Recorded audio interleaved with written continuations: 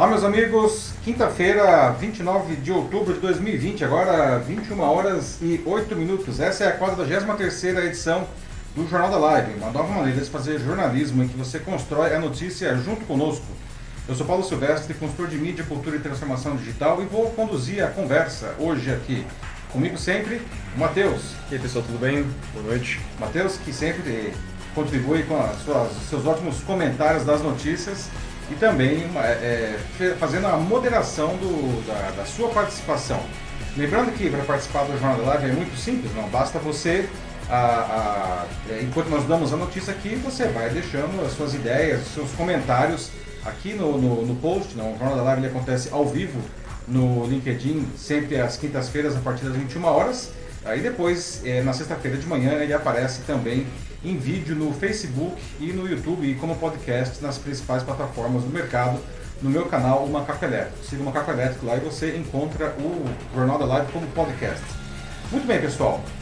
Esses são os assuntos que nós vamos debater hoje na 43ª edição do Jornal da Live. Não. Nessa terça, o governo publicou o decreto que indicava a inclusão das UBSs, porta de entrada do SUS, no seu programa que trata de privatizações. Não. E sugeria que a iniciativa privada construísse, modernizasse e operasse as unidades básicas de saúde. Só que a reação dos profissionais de saúde políticos foi enorme. Pela Constituição, a saúde é um direito universal e deve ser oferecido pelo Estado. Como a iniciativa privada não gosta de prejuízo, isso poderia piorar a saúde. Não. E aí, diante da repercussão, o Bolsonaro revogou o decreto. Afinal, será que esse decreto ele propunha a privatização do SUS? O que tem por trás dele, não? Na segunda, agora, o líder do governo na Câmara dos Deputados disse que a Constituição tornou o Brasil ingovernável, nas palavras dele. Não? Sugeriu que os brasileiros deveriam seguir o exemplo dos chilenos e fazer um plebiscito para construir uma nova carta do zero, com, segundo ele, menos direitos e mais deveres do cidadão. Né? Por que o líder do governo sugeriu isso? Será que o Brasil precisa mesmo de uma nova Constituição? Né? Será que a atual é ruim? Durante a participação no programa Roda Viva, na semana passada, a cofundadora do Nubank, Cristina Junqueira, afirmou que o nível de exigência para se trabalhar no banco é alto e que não dá para nivelar por baixo em referência a uma possível política afirmativa para candidatos negros. E a fala repercutiu muito mal nas redes sociais. O banco foi acusado de racismo. Será que o Nubank é racista? Não? A gente ainda está discutindo temas como esse aqui, não? Márcio Smelheim, o ex-chefe do núcleo de humor da Globo, deixou a emissora depois de sofrer acusações de assédio moral e sexual de várias mulheres da equipe. O que a gente pode aprender com esse episódio? Não? Porque ainda também temos que discutir algo assim não, em pleno 2020. E a notícia bizarra dessa semana, não? Você compraria um sabonete com o cheiro do seu ex-namorado ou ex-namorada? Antes de continuar, tem pessoal falando que tem som com eco aqui. Som com eco? Parece que sim. Será que temos com problema de eco aqui? É o que alguns falaram aqui. Pessoal, a gente vai dar um jeitinho aqui, rapidão. Vamos ver aqui, vou tentar desconectar o microfone, conectar, vamos ver se espero que tenha melhorado. Aí vamos ver aqui. Vamos lá, pessoal. Então, pode ser um problema também da plataforma, né? Espero que não. Vamos lá. Vamos seguir aí, vamos ver como que fica, tá? Bom, vamos iniciar aí os debates da 43ª edição do Jornal da Live, né? Começamos falando da bomba da semana, não? Que foi o decreto publicado na terça pelo governo que pedia estudos para a inclusão das UBSs, as Unidades Básicas de Saúde, consideradas a porta de entrada do SUS no seu programa que trata de privatizações, não? Ele sugeriu que a iniciativa privada construísse, modernizasse e operasse as UBSs, só que a reação de profissionais de saúde e de políticos foi enorme, não? E unânime. Bom, pela Constituição, a saúde é um direito universal e deve ser oferecida pelo Estado. Não? Como a iniciativa privada, enfim, não gosta de prejuízo, o que o pessoal falou é que isso aí poderia piorar ainda mais a saúde pública. Não? E diante dessa repercussão negativa muito grande, não, o Bolsonaro ele revogou o decreto apenas um dia depois, mas ainda assim ele defendeu seu conteúdo. Diz que não estava escrito ali nada de privatização do SUS, não. Bom, será? Bom, não estava não explicitamente, né, mas para bom entendedor meia palavra basta, né? Tinha bem mais do que isso lá. Então, pessoal, vamos lá. Afinal, o que havia por trás do infame decreto, não? Todos nós sabemos, né, dos problemas da saúde pública brasileira, mas será que costurar parcerias com a iniciativa privada melhoraria a situação, será que isso abriria a porta para privatizações do SUS, né? E a ideia ventilada pelo governo de que as pessoas pagariam o atendimento médico particular com vouchers dados pelo governo, será que isso seria factível? Não? Seria melhor que o sistema atual em que a pessoa simplesmente vai lá e é atendida, né? Ainda que talvez não da maneira ideal, né? Por fim, o que a gente poderia fazer para verdadeiramente melhorar a saúde pública do Brasil, pessoal? Bom, vamos aos fatos, né? Após a repercussão negativa, Bolsonaro decidiu revogar o decreto 10.530 que autorizava a realização de estudos para parcerias entre os setores privado e público para a construção e administração das unidades básicas de saúde, né? A medida tinha sido pesadamente criticada por parlamentares, ex-ministros e profissionais de saúde. A leitura era que aquilo claramente abria caminho para uma suposta privatização do SUS, no Sistema Único da Saúde. Vale dizer que o Ministério da Saúde não teria sido sequer consultado sobre essa proposta, o que também foi desmentido depois. Em nota divulgada antes do recuo do governo, o Conselho Nacional de Secretários de Saúde criticou a proposta, dizendo que decisões relativas ao SUS, entre aspas, não podem ser tomadas unilateralmente e sim por meio de consenso entre os níveis federal, estadual e municipal. Afinal de contas, quem opera as UBS são majoritariamente os municípios, não? Bom, o Bolsonaro e o ministro da Economia, Paulo Guedes, disseram depois que não tinha nada de privatização do SUS escrito no decreto. Isso explicitamente não existia mesmo, tá? Segundo Guedes, houve uma interpretação equivocada do decreto presidencial. A ideia com o decreto, segundo ele, era estudar a possibilidade de o setor privado assumir as obras, a compra de equipamentos e que depois operasse as unidades básicas de saúde. O governo pagaria os atendimentos por meio de vouchers que seriam distribuídos à população. Mas, bom, vamos lá, convenhamos, vai. Não precisa ser um gênio para entender que havia, sim, pelo menos um cheiro de privatização na proposta, francamente, né? A iniciativa privada visa o lucro e não tem nada de errado com isso, tá? Toda empresa precisa e deve dar lucro. E para isso deve usar qualquer meio legítimo, né? Para que a operação das UBS gerasse lucro, os tais vouchers do Guedes aí precisariam ser bem generosos, então. O que é pouco provável de acontecer, já que ele mesmo sofre desde o começo do ano para aumentar dinheiro para atender a demanda dos seus colegas ministros gastadores e do próprio presidente, né, que descobriu que distribuir dinheiro para a população aumenta a sua popularidade.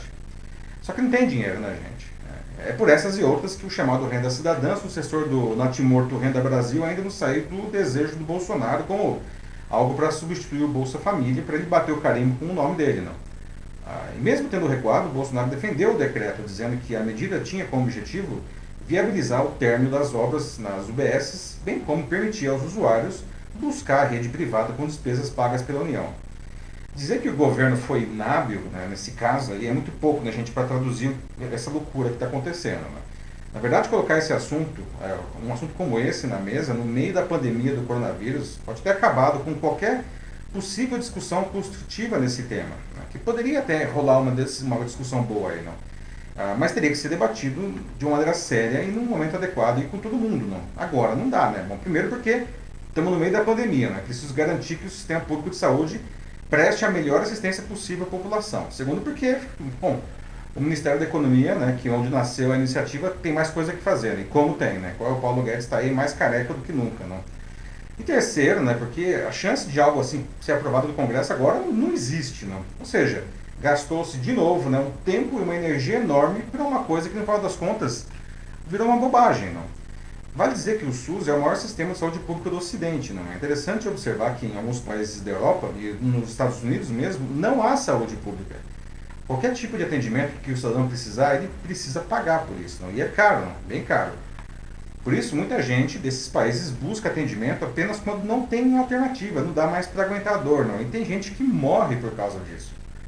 Sem falar do caso de imigrantes ilegais, não, que ficam completamente aleijados de qualquer tipo de atendimento, porque eles não têm documentos. Não. Uma saída que muitos países dão, né, é obrigar que todo cidadão pague por um plano de saúde, né, nem que seja por um plano básico, mas muitos cidadãos não querem ser obrigados a isso. É mais ou menos a ideia do ex-presidente americano Barack Obama, quando ele criou o que foi chamado de Obamacare. Né. Vale lembrar que destruir o Obamacare foi uma das bandeiras da campanha da eleição do Trump. Né. Como fica se o sujeito não tiver dinheiro e não tiver plano? Bom, ele é atendido pelos hospitais, mas depois ele tem que arcar com as consequências da dívida, não? Podendo ficar, inclusive, com o nome sujo na praça. Tá? Bom, pessoal, então vamos ao debate. Não? Será que é isso que a gente quer para o Brasil? Não? Costurar as parcerias com a iniciativa privada poderia melhorar a saúde pública? Não? Ou será que o proposto nesse decreto que foi cancelado abriria a porta para uma privatização do SUS, como muita gente diz? Não? E essa ideia ventilada pelo governo, né, de que as pessoas seriam atendidas num sistema privado e aí elas pagariam com vouchers do governo. Será que isso é factível? Tem dinheiro para isso? Como seria a mecânica disso? Não?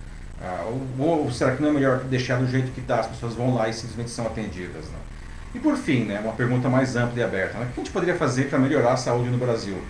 Bom, e é isso aí. Vamos abrir o debate. Matheus, como estamos aí?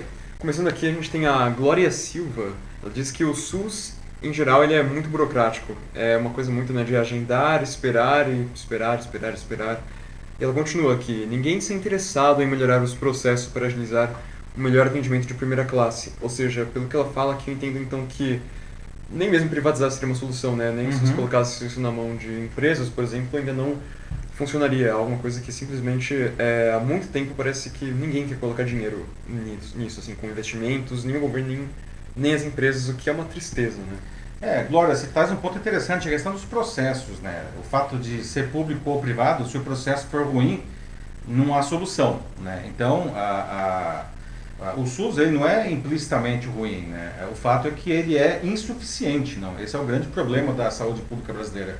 Como você falou, as pessoas, enfim, elas vão lá e fazem o registro, não esperam, porque não há atendimento, não falta médico, falta equipamento, falta hospital, falta tudo, né? O sistema de saúde privado, enfim, ele funciona muito melhor porque justamente tem muito menos pessoas para serem atendidas e eles são mais bem remunerados, né? Um atendimento custa caro, né? Então se você quer um atendimento bom, com equipamento bom, isso tem dinheiro, né? E aí falta dinheiro de novo na saúde. E aí nós podemos até entrar em outras questões, além do processo, como você trouxe, Glória, falar também das questões ligadas, por exemplo, à enorme corrupção na saúde, né? A gente viu aí, agora estamos aqui ainda na pandemia de coronavírus, sim, né? Sim.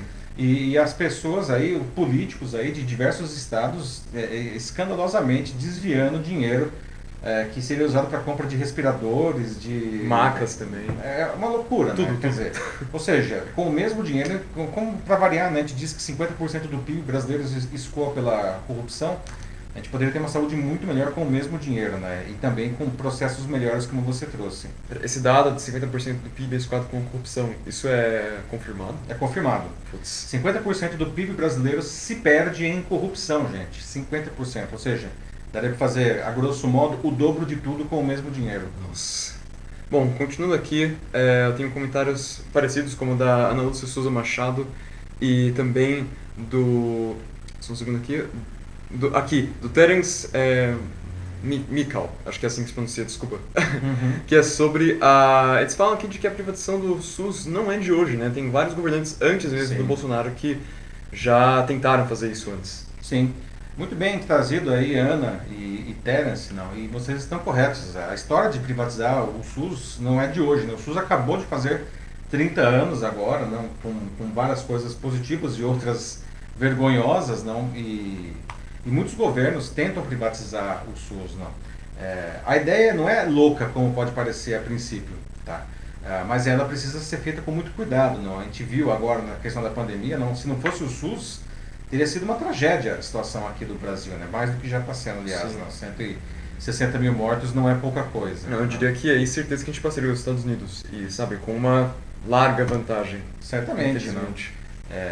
Agora sim, então a ideia de privatizar realmente não é nova, tá? Agora, ela não poderia nunca, jamais ter sido oferecida, apresentada nesse momento, não? Quer dizer, foi uma ideia mal ajambrada e mal costurada, apresentada no momento mais inoportuno possível, né? Ainda dentro da pandemia de Covid-19, não? A chance disso dar errado é imensa e a chance disso gerar ruído é maior ainda, né? E gerou muito ruído, não?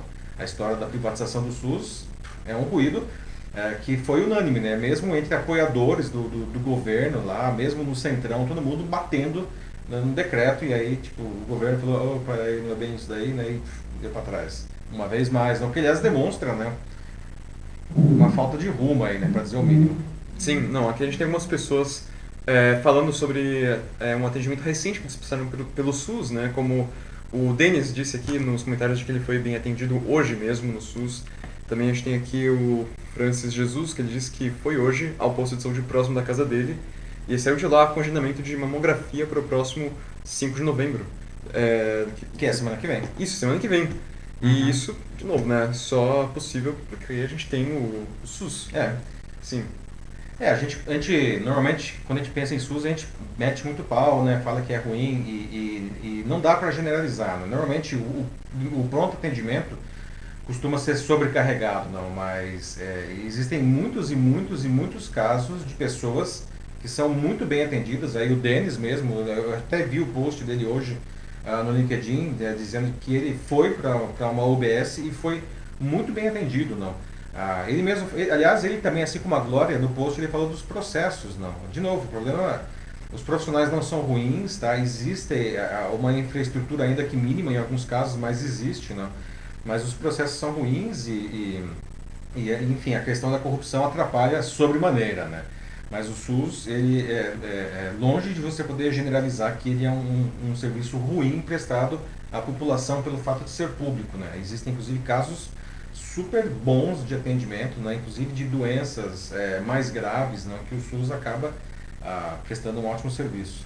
Sim, sim, não. Aqui a Viviane Barbosa Marques também fala de que o SUS, como a gente já mencionou aqui, há muito tempo, né, que ele sofre com essa falta de financiamento, né, e parece que cada vez menos e menos, e há cada vez mais empresas e organizações sociais de saúde, né, que são as OSS, que administram os serviços sem transparência e muitas vezes explorando os trabalhadores, segundo a Viviane. Bem lembrado, Viviane, né? E aí chegamos de novo no caso da corrupção. A gente viu o que aconteceu agora aí no Rio de Janeiro, não, com a pandemia de Covid-19 e a construção dos hospitais de campanha. Foi uma coisa absolutamente vergonhosa o que aconteceu lá, né? Tanto que custou aí, né, enfim, o afastamento do governador aí que está sendo investigado, não.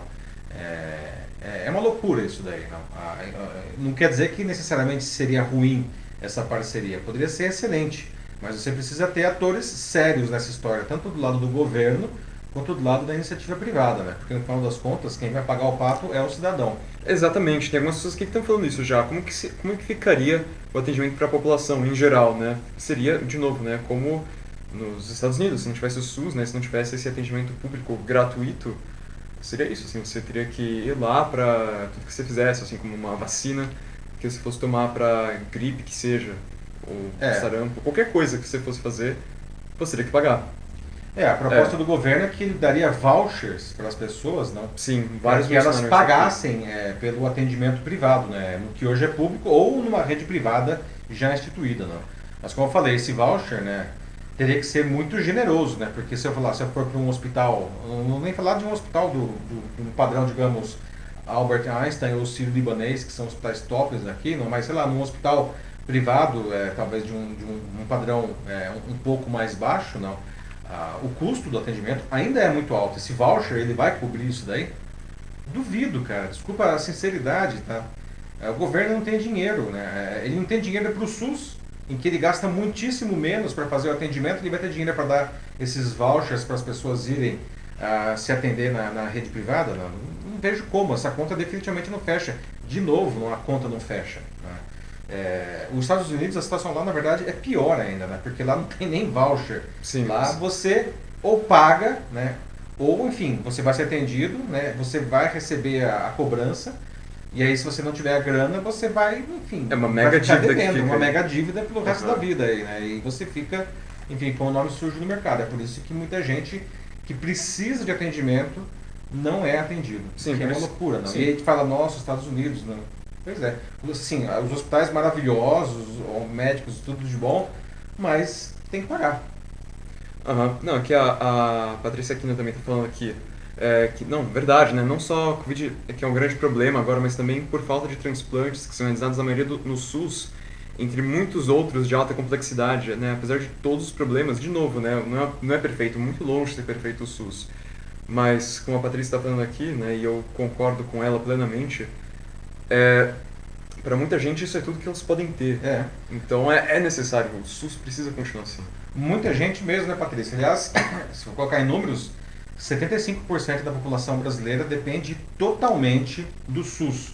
Eles não têm nenhum plano privado e eles não têm condições de arcar de maneira particular com uma consulta que seja.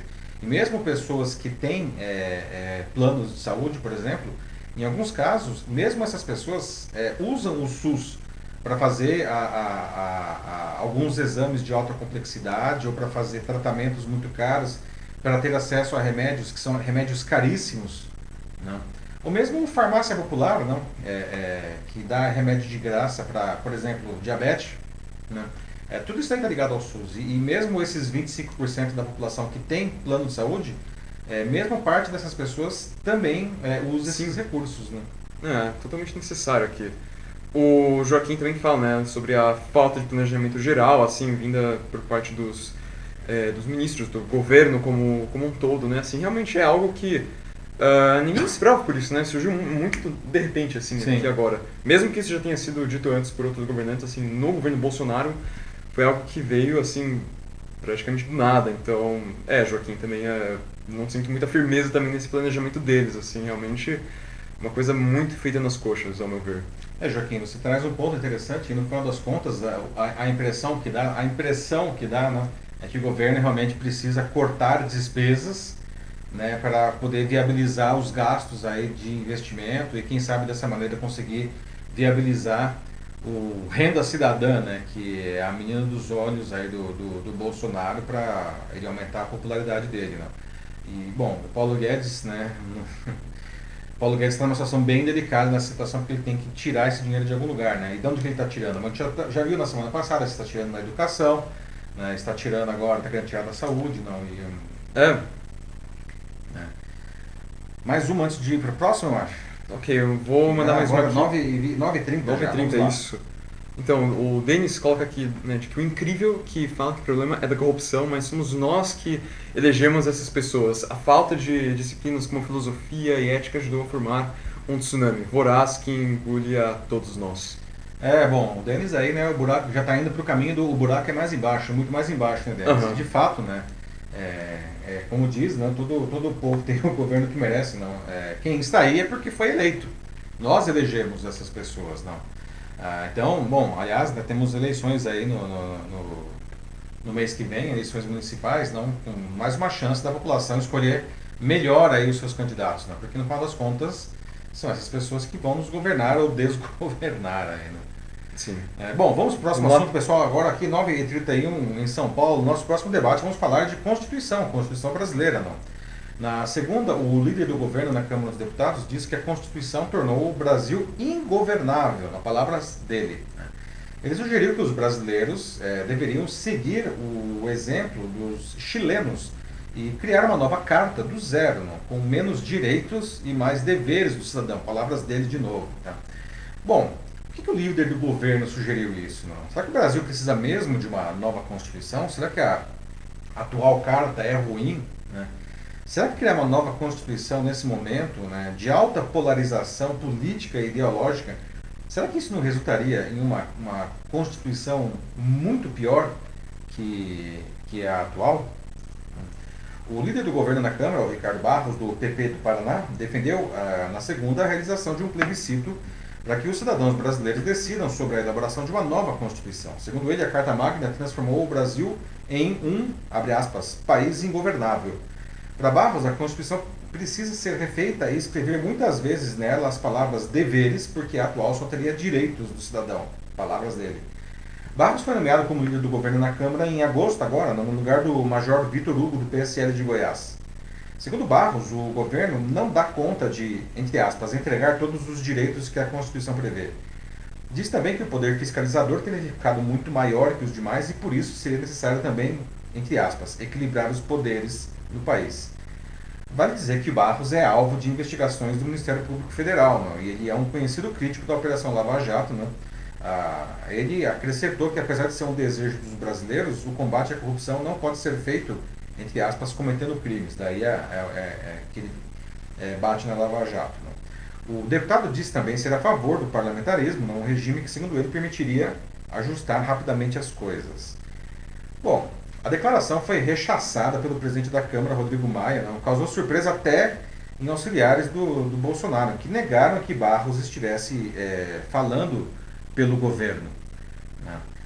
Na tentativa de justificar a declaração, Barros citou como exemplo o Chile, que foi às urnas no domingo e definiu, 78% votaram por uma nova Assembleia Constituinte, que deverá ser eleita para a criação de uma nova Constituição no país. Bom, horas depois dessas declarações, o Rodrigo Maia rebateu a declaração do Barros, lembrando que a situação dos dois países, Brasil e Chile, é muito diferente, e que a Constituição vigente no Chile hoje ela foi aprovada durante a ditadura do Pinochet. Tudo bem que ela teve várias reformas depois, mas ainda é uma Constituição da ditadura. Já a Constituição brasileira atual é um marco final do processo de redemocratização do país. Foi sendo promulgada aí em 1988. Bom, vamos colocar as coisas na perspectiva correta aí, gente. Não é certo responsabilizar a Constituição por todas as escolhas ruins que foram feitas pelos governos. Por exemplo, a Constituição não determinou a elevação das renúncias tributárias para 4% do produto interno bruto. As várias ineficiências dos programas de governo, a corrupção, a contratação de um montão de servidores, remuneração acima do teto, penduricário. Nada disso está na Constituição. Os incontáveis parcelamentos de débitos tributários que beneficiam sempre os mesmos devedores. Essas obras faraônicas que não trazem nenhum retorno social. 200 bilhões de subsídios do BNDES, nada disso daí é a Constituição que determina. Então mudar a Constituição não adiantaria nada. Não precisa de uma nova Constituição para dar conta da rede de proteção prevista na Constituição. É preciso que o governo tenha coragem para enfrentar o ajuste e as medidas necessárias. Por que falar de mudança justo agora, quando faltam poucas semanas para uma série de encaminhamentos de medidas de ajuste para 2021? O líder na Câmara ele passou um recibo de que está sinalizando que o governo pouco pode fazer para costurar um acordo no Congresso para medidas que apontem para um 2021 melhor, com esse ímpeto gastador aí do Bolsonaro. Vale lembrar que a Constituição brasileira de 1988 é considerada uma das mais modernas do mundo. Fazer um plebiscito, no final das contas, agora para uma nova Constituição, possivelmente isso ia gerar um debate radicalizado, como tudo que a gente tem visto no país recentemente, e que caso parisse uma Assembleia Constituinte, possivelmente ia criar uma carta medíocre, bem na linha do tempo em que a gente está vivendo, infelizmente. Então, pessoal, de onde que veio essa ideia do líder do governo? O próprio governo disse que ele não tem nada a ver com isso. Será que o Brasil precisa mesmo de uma nova Constituição? Será que a Constituição atual é ruim? Será que uma nova seria melhor nesse momento? E aí, como estamos com o debate, Mate? Começa aqui já com a Maria Ângela de Camargo, falando isso aqui, que é um absurdo, Imagina que ponto a gente chegou agora. Parece que é mais fácil você mudar a Constituição do que pensar em como a gente pode sanar esse governo, Assim, pois é, Maria Ângela, É engraçado, você traz um ponto interessante, parece que mudar a Constituição fosse, vamos fazer aí mais um decreto aí, vamos mudar. Não é, não é mesmo, Um país sério não fica mudando de Constituição de tempos em tempos. Aliás, se você pegar aí a Carta dos Estados Unidos, ela praticamente é a mesma, desde da independência, Tudo bem, tem as emendas e tal, mas é isso, cara. Querer mudar circunstancialmente a Constituição aí para atender alguns caprichos de um ou outro grupo ou para atender uma necessidade do governo, isso aí é de uma irresponsabilidade atroz, porque quem estava vivo em 88 deve se lembrar o baita trabalho também que foi a Assembleia Constituinte. Não é um negócio que você faz, juntar uns coleguinhas aqui e em uma semana a gente vai parir uma Constituição, não é mesmo. Não, tem pessoas também aqui no chat que estão muito preocupadas mesmo, assim, A Ana Lúcia Souza Machado coloca aqui, nossa, uma nova, ela já começa com essa pergunta, A gente nem consegue colocar em prática metade do que se propõe já na de 88. Já tiraram tantas coisas do povo, eles vão tirar mais? Pois é, Ana? Essa fala mesmo, pois dos deveres. Isso que o líder do governo falou é muito preocupante, Ele acha que a Constituição atual, que é a chamada justamente Constituição Cidadã, não? Pelo Ulisses Guimarães, não? É muito mole. É muito mole, ele acha, né? Que tem muito direito aí para as pessoas nessa Constituição e tem poucos deveres, não. De novo, isso daí é uma visão completamente míope da realidade, não. Sim, não, ó, continuando aqui, eu tenho um comentário aqui do Joaquim Dezer Neto, que ele já mandou aqui pela, acho que segunda ou terceira vez. Eu não me esqueci, Joaquim, eu vi lá no comecinho que você tinha mandado isso aqui, vou ler agora. Mas vamos lá. Ok, então ele diz que a gente tem que diminuir o número de deputados federais e também os senadores também, porque eles custam muito caro para os brasileiros. Então ele acha que assim, esse é algo que a gente pode fazer, tipo, agora mesmo, né? Então falou, vamos definir um rumo para o Brasil, incentivando o corte de parlamentares, que é uma conversa que já vem tipo desde sempre, ano passado, né? Nós temos aí, sempre, não, né? são só Mas- de deputados, sim. são mais de 500 deputados, não? Mas nesse governo agora essa conversa voltou com força também. Uhum. A máquina ela é extremamente inchada, né, nos três poderes e nas três esferas, não? Legislativo, executivo, judiciário, federal, estadual, municipal, né? Bom, isso daí faz parte, inclusive, da reforma administrativa que, né, tá aí o Paulo Guedes, né, vamos, vai, não vai, né, essa reforma precisa sair, não? Esse é um desejo antigo da população brasileira e agora que quando parece que vai, não vai, né? A gente precisa urgentemente da reforma administrativa e ela precisa ser feita com seriedade, né? Não pode ser feita de uma maneira inconsequente, porque senão, no final das contas, a gente não vai ter os benefícios esperados dela, não? Sim, sim, não, e ele, assim, até que assim, os salários deles, né, de todos os políticos são exorbitantes mesmo. Não só os salários, mas todos os benefícios, e, enfim, o gabinete, né? Um deputado, um senador custa muito dinheiro. Eu não estou dizendo que eles não sejam necessários, muito pelo contrário, né? Mas a gente poderia começar a enxugar realmente a máquina aí, né? Não, sem falar em todos esses benefícios, né, e o salário também tem isso que o Denis traz aqui, que são, que ele fala da nossa Constituição atual aqui também no comentário dele, que, óbvio, não é perfeita, e um dos exemplos que ele coloca aqui é de que tem muitas leis para proteção dos políticos também. Bom. Sim, É. mas ao mesmo tempo o Denis concorda de que fazer uma nova travaria tudo também, então tipo, não vale a pena, né? Então ele até se questiona aqui, cadê a reforma fiscal? Assim, deve estar lá bem guardada na última gaveta da última sala.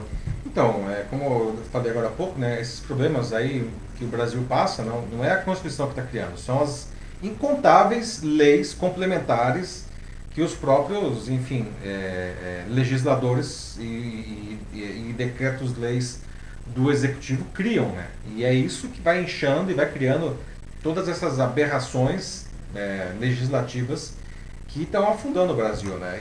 E a grande ironia disso é que se nós trocarmos a Constituição, essas leis complementares continuarão existindo, quer dizer, não adiantou nada, né? Se esse é o objetivo de resolver o problema, né? Não, e vindo desse governo também, assim, verdade seja dita, como a Maria Angela de Camargo coloca aqui, isso é só mais uma bravata, né, para fazer cortina de fumaça para, enfim, os verdadeiros objetivos deles, né, assim, isso é só mais uma chance deles falarem que, ok, olha só, a gente tá fazendo isso aqui porque é pelo povo, assim, pelas pessoas. Não, assim, como a Maria coloca aqui, é uma leviandade isso, né? Quanto tempo, quanto esforço demorou para eles fazerem a Constituição, assim, eles acham que é só assim que vai vir. Não, óbvio que não. Pois é. Então, voltamos ao ponto inicial, né? Uhum. Vamos pro próximo assunto aí? Pessoal, vamos lá. Vamos lá, tem bastante coisa, né? Infelizmente, né? Como sempre, a gente não consegue ler tudo, mas eu leio todos, né? E eu procuro também responder bastante, então, por favor, continuem comentando, tá? O Jornal da Live só acontece com o comentário de vocês. Tá? Depois a gente responde vocês também, então Isso. Fiquem à vontade, não se preocupem, vocês estão sendo ouvidos aqui. Exatamente, né? Pessoal, vamos lá, né? O assunto agora é racismo, né? Um tema que tem aparecido bastante aqui, inclusive no Jornal da Live. Né? Vamos falar especificamente em racismo nas empresas, né?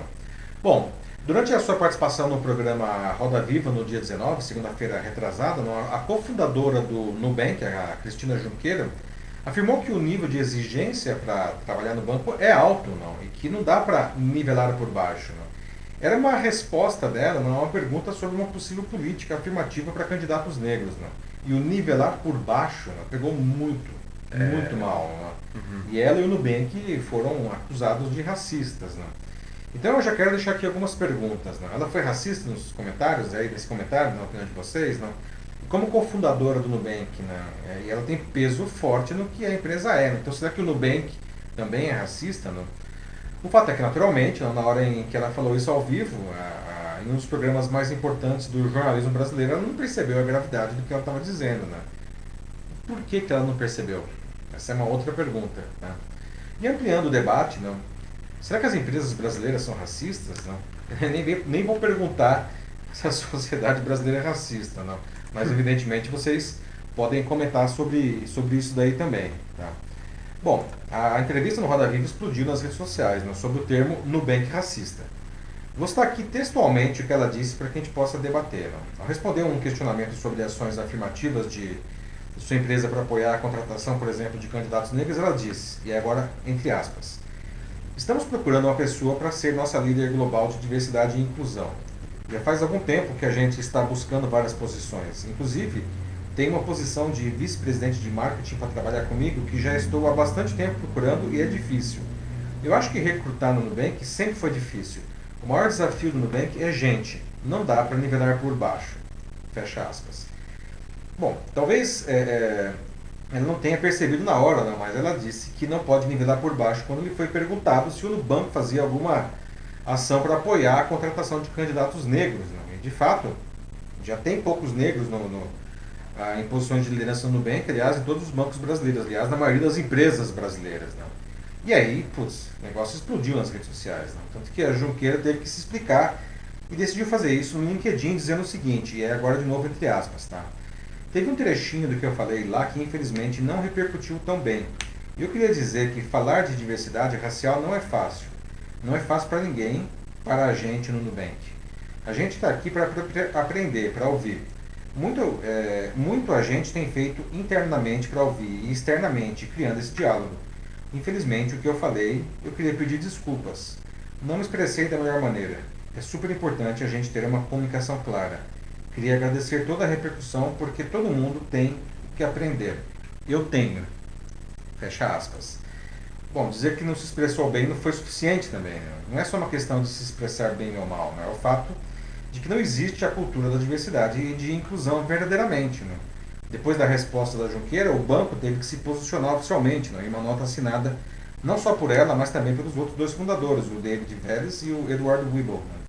Na longa nota, o banco admite que errou, pediu desculpas à comunidade negra, disse que perdeu sua humildade diante do seu sucesso e que está trabalhando junto a esses movimentos para criar ações concretas de ações afirmativas. Bom, espero que sim, né, gente? Mas aí, veja só, impossível, né, a gente não citar o caso recente do programa de contratação de trainees para posições de liderança do Magazine Luiza, destinado apenas a candidatos negros. O programa já foi citado 2 vezes aqui no Jornal da Live e rendeu debates incríveis aí. Né? Afinal, muitas pessoas acham absurdo ter um programa de trainees restritos a candidatos negros. Essas pessoas chegam a acusar o Magalu de racismo por isso, né? Que apenas os candidatos deveriam ser selecionados, qualquer que fosse, os melhores candidatos, qualquer que fosse a sua raça. Não? Ou seja, a boa e velha tese da meritocracia para pessoas que começam a corrida em condições muito diferentes. Bom, então pessoal, a Cristina Junqueira, ela foi racista no comentário dela, né? O Nubank, será que o Nubank é racista? Né? As empresas brasileiras são racistas? Né? Enfim, é interessante observar a dinâmica da fala da Cristina, não? Porque realmente ela não percebeu. Por que ela não percebeu o que ela estava falando? Né? E qual que é o papel das empresas para criar uma sociedade mais justa e mais igualitária aqui no Brasil? Aliás, isso é função das empresas. O que elas podem fazer? O que nós podemos fazer para isso, gente? Pois é, né? Acho que antes de pensar em quem é a função, né, se é das empresas, se é do governo, acho que primeiro a gente tem que pensar em nós mesmos, né?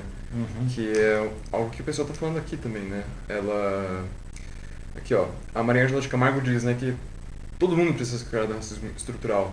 É parte de um processo, assim, tá todo mundo envolvido nisso, todo mundo acaba fazendo parte disso mesmo sem perceber. Exato. Porque é algo que está muito inerente na nossa história mesmo, como sociedade, assim, como país. A única diferença entre ela e muitos de nós, aqui de novo a Maria Ângela falando, é que ela tem visibilidade. Então, por isso, o que ela fala, né, parece caso que da Cristina Junqueira, né? Sim, é 1000 vezes pior do que algo que qualquer um de nós aqui fala. Ela diz, ó, É. ela morre de vergonha, a Maria Ângela. Diz, morre de vergonha de algumas coisas que ela faz ou pensa, mas ela procura aprender a cada dia e eu acho que é isso aí. Eu acho que esse é o primeiro passo.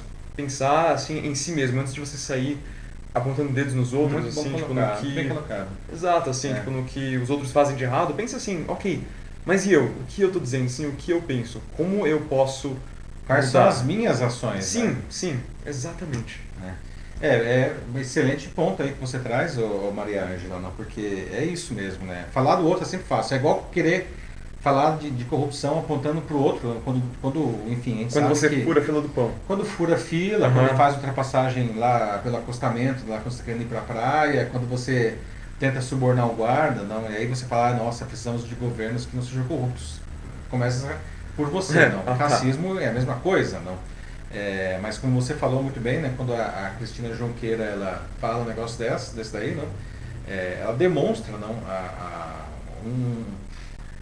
uma característica da nossa sociedade, infelizmente, só que ela tem uma visibilidade gigantesca. Não.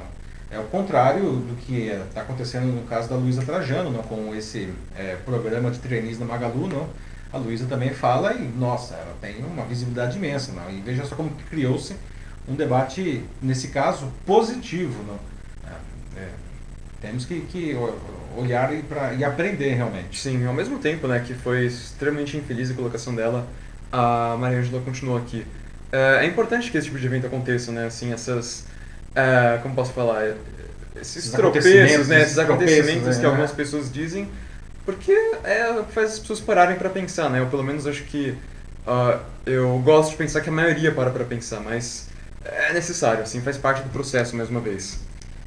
Assim, certamente esse negócio gerou uma baita discussão essa semana, né? Assim como gerou também a do trainee do Magalu, né?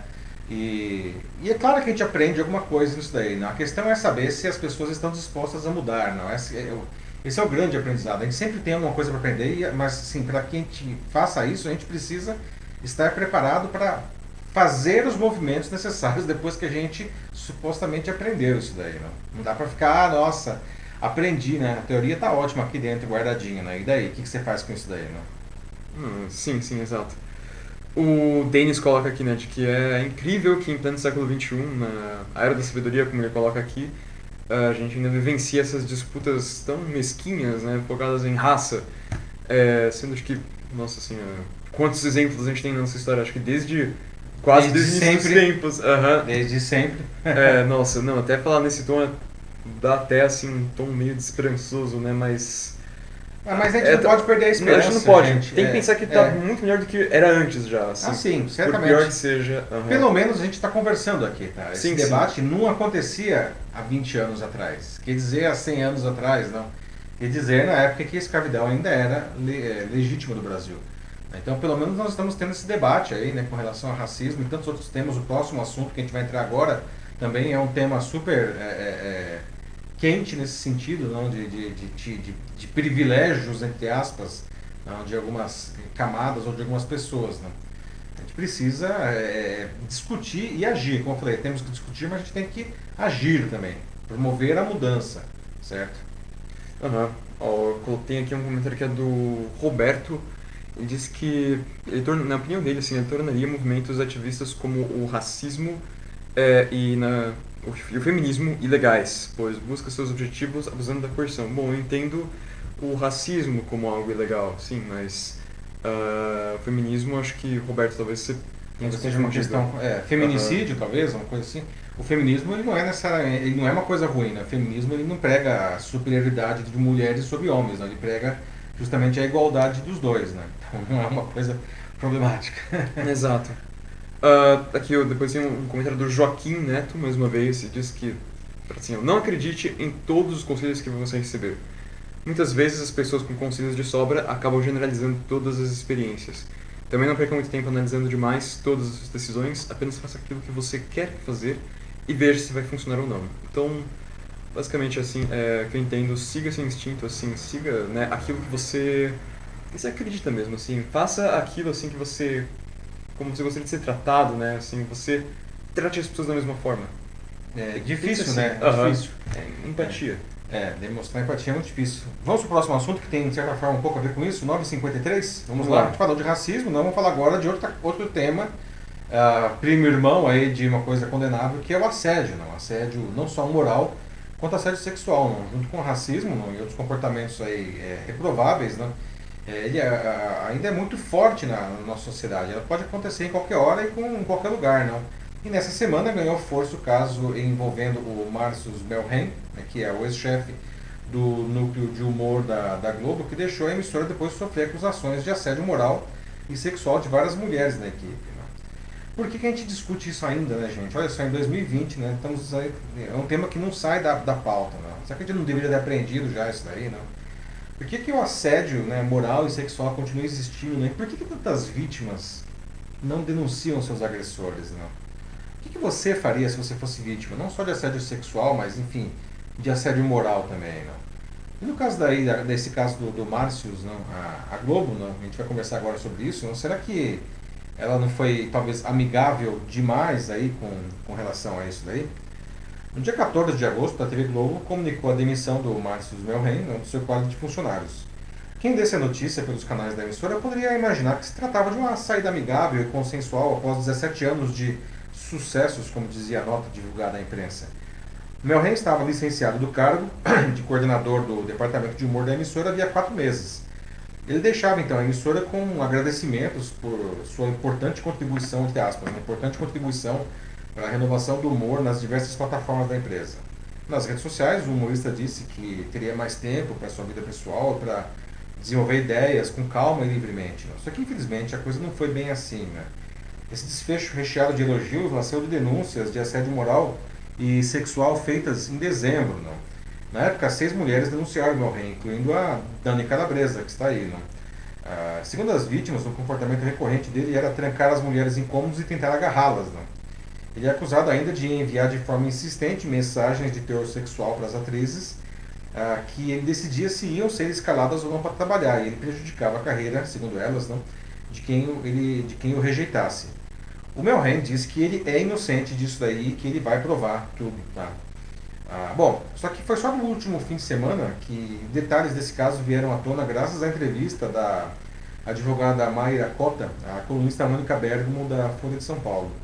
A defensora que fala em nome das 6 vítimas do assédio sexual foi categórica em dizer que o Melhem, segundo ela, atuou de forma muito violenta com várias atrizes e também assediou moralmente outros funcionários. E ela veio a público após o encerramento do processo dentro da emissora. Né? O processo não garantiu às vítimas, que têm o apoio de cerca de 30 funcionários da emissora, o reconhecimento nem a gravidade do que passaram. A ideia, segundo a advogada, é impedir que o fato simplesmente seja varrido para baixo do tapete. Né? E aí, com isso daí, a sujeira ela respingou na Globo. Né?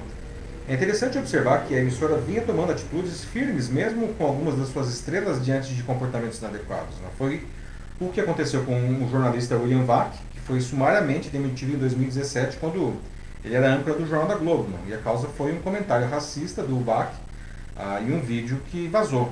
Houve ainda o caso famoso do José Maier, um dos maiores galãs das novelas globais, acusado de assédio pela figurinista Sutonani no fim de 2017. E desde que o escândalo explodiu, ele foi para a geladeira, não, e não realizou mais nenhuma produção na emissora, até que o seu contrato chegasse ao fim, o que aconteceu em janeiro de 2019, e o contrato não foi renovado. Bom, pessoal, né? Por que a Globo não tomou uma postura semelhante com o Márcio Melhem? Não? Aliás, por que o assédio, né, moral e sexual continua existindo? Não? E de novo, não? As vítimas, por que tantas vítimas elas acabam não denunciando seus agressores? Não? O que você faria numa situação como essa? Bom, vamos começar aqui. O Joaquim, ele fala de que o assédio é nojento, pois tudo leva para o estuprador, que é um crime e deveria ser muito punido. Não tenha dó de denunciar o praticante do assédio, pois também é crime. Não é uma questão muito de dó, na maioria dos casos, mas é principalmente em relação a medo, né? E ainda mais, medo, né? Assim, quando você tem algo dentro de trabalho, né? Assim, que tem toda não só o assédio sexual, mas também um assédio moral, né? Moral, assim, que abusa da hierarquia também. Então é isso que torna tão complicado. O assédio moral e o assédio sexual eles sempre pressupõem aí que existe uma relação de poder entre o agressor e a vítima, né? O agressor ele tem poder sobre a vítima e por isso ele, enfim, realiza essas ações, não? E aí por conta disso, sei lá, medo de perder emprego, medo de ser mal visto no mercado de trabalho, né? Muitas vítimas realmente deixam, né, de denunciar os seus agressores, não? Denis, ele traz aqui um relato pessoal dele. Ele diz que já sofreu bullying, mas na época isso era normal ainda, sabe? Quando era só aquela brincadeira, Brincadeira assim, de mau gosto. e meio que passava despercebido. Isso não existia essa consciência, como o Denis coloca. E qual foi a solução? Buscar o perdão dentro de mim. Porém, quem sofre sempre pode repetir, pois fica marcado na mente. É devastador, deixa triste. Sim, o bullying já faz isso, então algo como o assédio também é tão devastador quanto, se não até mais. Assim, é horrível mesmo. Denis, você traz aí essa sua experiência pessoal, obrigado inclusive por compartilhar, não? Assim como o assédio, não? O bullying. O bullying também é uma forma de assédio, não? Normalmente ligado a estudantes, não? É um assédio moral, né? E a gente vê às vezes crianças e adolescentes que se matam por causa disso daí, não? Felizmente, não? Assim como a gente vê com casos de assédio moral e sexual, o bullying também vem sendo mais debatido pela sociedade, pela comunidade escolar, não? Mesmo porque ele ficou ainda mais perverso em tempos de redes sociais, porque surgiu o cyberbullying, não? O bullying que antes ele era restrito ao grupo da escola, agora ele se torna global, não? O que torna o desespero da vítima, não, ainda maior, não? A Ana Lúcia traz aqui também um outro relato, que não é dela, mas é sobre uma colega que ela já viu passar assédio moral. E ela chegou a fazer o BO e dias depois ela retirou as acusações e, adivinha, foi promovida. Nojento, né? A pressão que existe sobre as mulheres, como ela fala, né, é muito grande. Algumas não resistem e acabam escalando. E não só isso, mas também, né, se elas não aguentam, né, digamos assim, ainda por cima são rotuladas como frescas. Assim, tipo. Pois é, não, a pessoa é vítima e ainda E tem que sofrer com ofendida, machismo. né? Pois é, não. Assim, quem trabalha em empresa grande, não,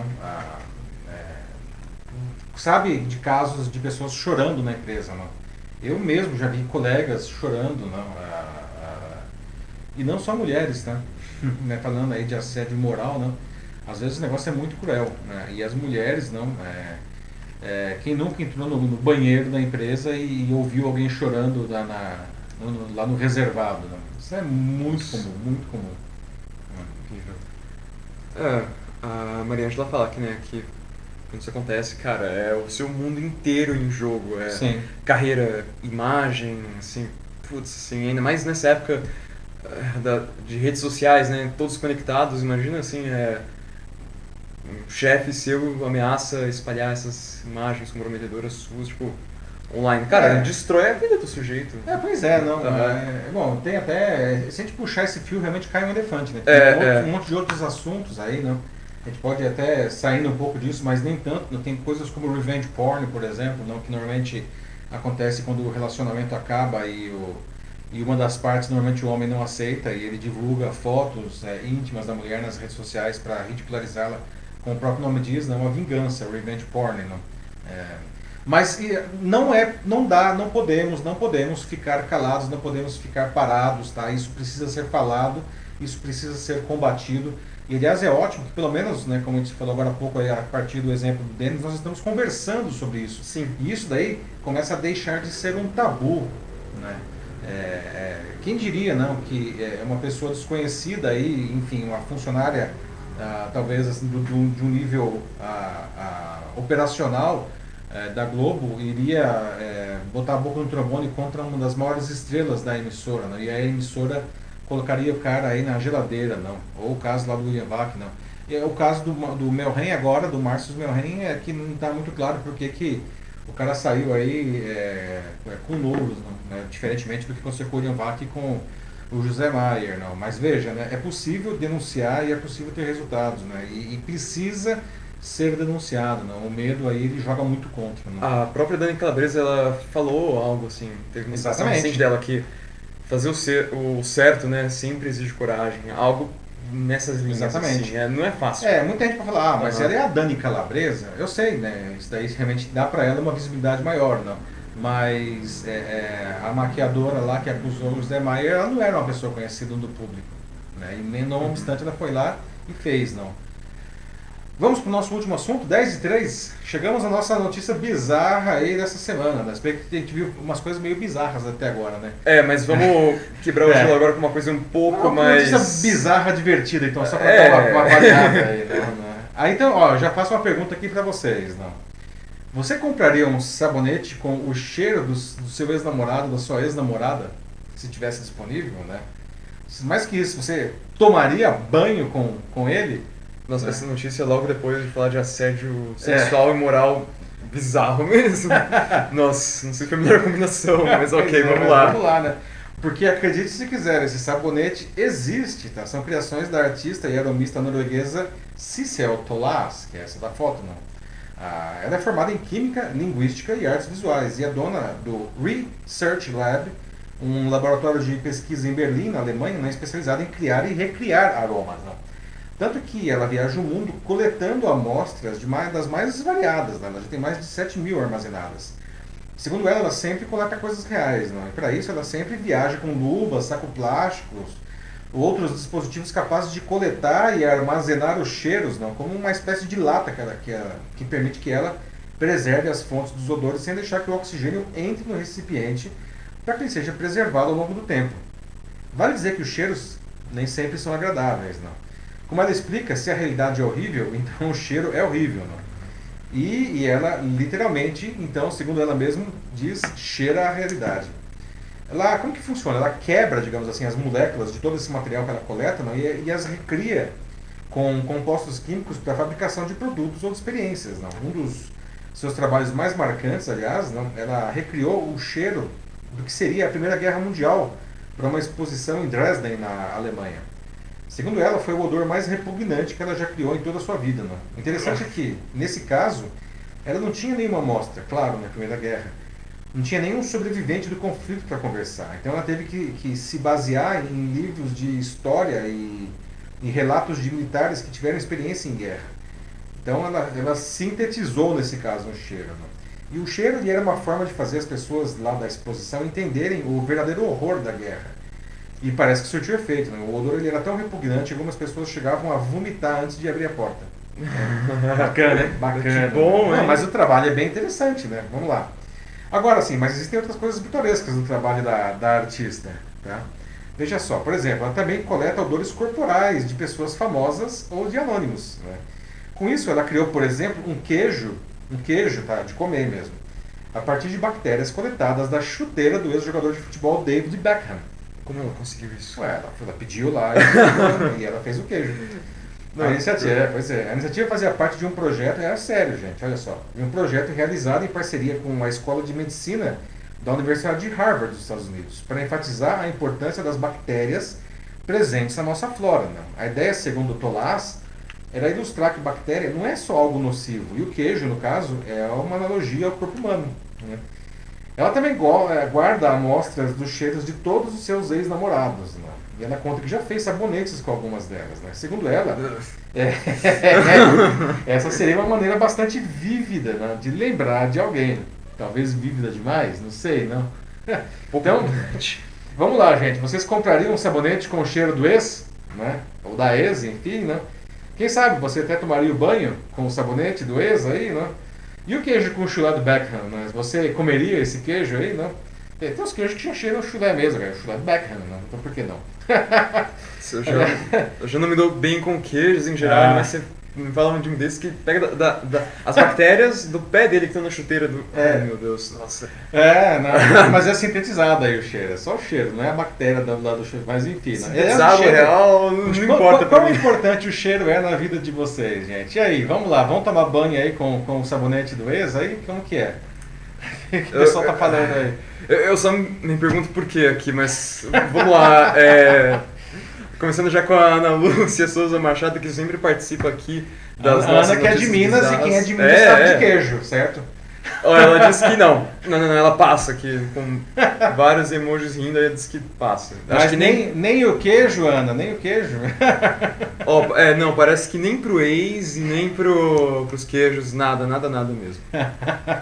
O Andrei Caldas disse que isso daria um bom episódio de Black Mirror. Gente, olha só, Verdade, boa, Andrei. né? Black Mirror, né, que afinal de contas, o Black Mirror ele sempre fala que o problema não é a tecnologia, é o que as pessoas fazem com ela, né?